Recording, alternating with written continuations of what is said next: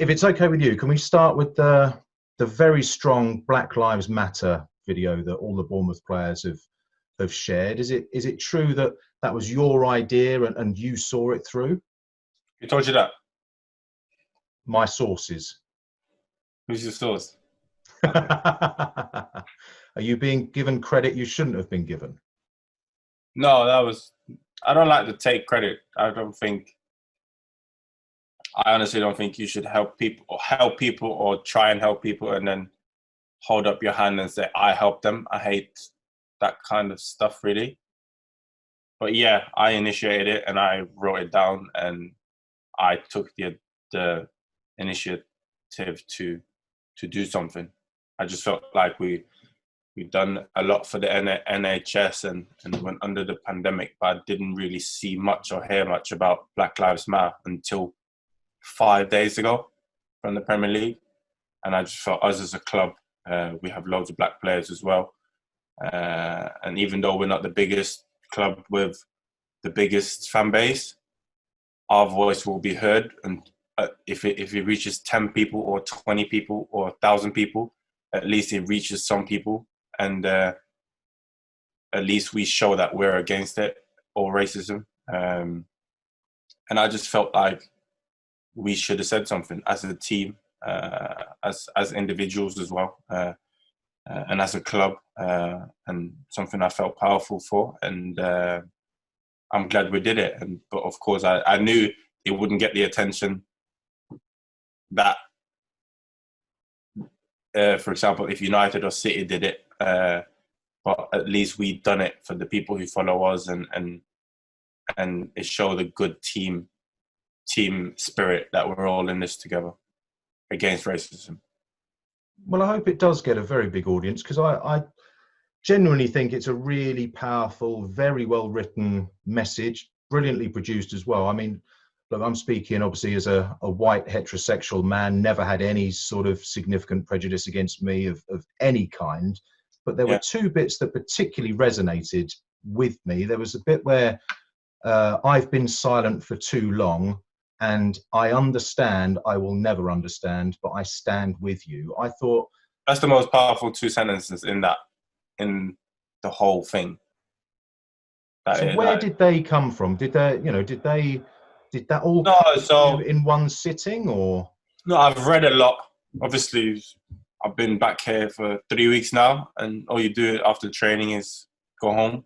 The sun was blasting the first 2 weeks I was home, and I enjoyed the beach and had a little walk on the beach, but the weather's been bad the last 10 days. So you sit home and you read a lot, get newspapers, Instagram, Twitter. I don't have Twitter, but you still read it sometimes. And I just, one of my Norwegian friends, he's white, and he put up on Instagram some of that, and when I read it, I actually felt like he's standing beside me, as in against racism, and he's white. And I played with him for national team a few times, and he's a top lad, nice guy, good football player. And when I then spoke to the lads and said, listen, lads, I'm a bit disappointed that no one's really touched upon this Black Lives Matter. I've not heard anything. We've been back a week. I think we should do something. And then the ball started rolling and everyone was engaged. And it was like, how are we going to do it?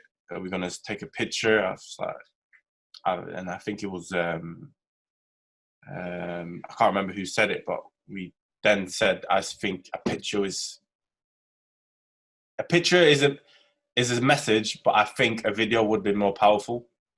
And Adam Smith sent me a video of NFL players doing similar thing on their phones, and like a clipped video with music in the background. And I just clocked I just remembered the I've been silent for too long speech that I've read that my teammate had on his put up on his Instagram, and I thought it should start with that. And then I just wrote like powerful things that I've seen over Instagram in the past since George Floyd sadly died, and I just put it together, and I just felt like this will be a good message from us as a club, and I think we did our part, and we supported and helped the NHS with donations, with shirts, with everything. And that is still a problem, the COVID-19, but we can't forget what's happened here as well. And if you say help 2 people, if I can help 5 people, then I'll help 5. But I think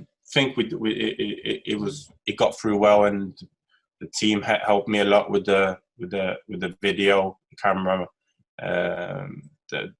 even the music with Tupac Changes song, which is a powerful song. That in the background. So no, I was happy that us as a team could do something together, which hasn't got anything to do with sport, but actually send the message that we're all together against racism. Yeah, good on you. Who's the Norwegian teammate? Do you mind telling us that? Jo Inge Berge. Joe Inge Berge. He used to play for Cardiff. He played there. Okay. Yeah. And just finally on this subject, it feels to me like, and maybe it's naive that I'm just hoping and optimistic, that this is actually potentially a very significant moment, that in 10 years' time, maybe we'll look back at this and think, seeing all the demonstrations around the world and how seemingly very different people have come together to say, look, this has to stop. It feels like this might be a big moment. From your point of view, do you see it the same? How do you see this moment? Nothing would make me happier than you being right now, to be honest. Nothing. Do I hope? Yeah. Do I believe racism will be gone in 10 years? No. I sadly think it still be here. Will it improve? Will it be less? Will people still treat people the same way, no matter if they're black, white, yellow? I don't know, but I really hope racism slowly would fade away.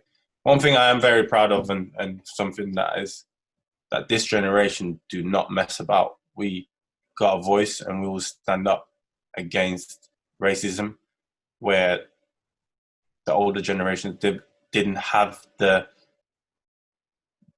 what can you say, I wouldn't say courage, but they didn't have that fight to stand up. They were scared, and they didn't have. But if you see the marches in every single country, even Norway, in America, in London, it's powerful. And to be honest with you, the most aggressive people I've seen, as in shouting and in videos on Instagram, has been white. And they've really gone together and fought with us, the black people. But it's not white against black. It's white, black against racism. That's what it is. And that makes me put a smile on my face when I see a white man holding up justice for all and marching in the city with other black men and showing that racism is his own. Don't compare white and racist. Racist against white and black.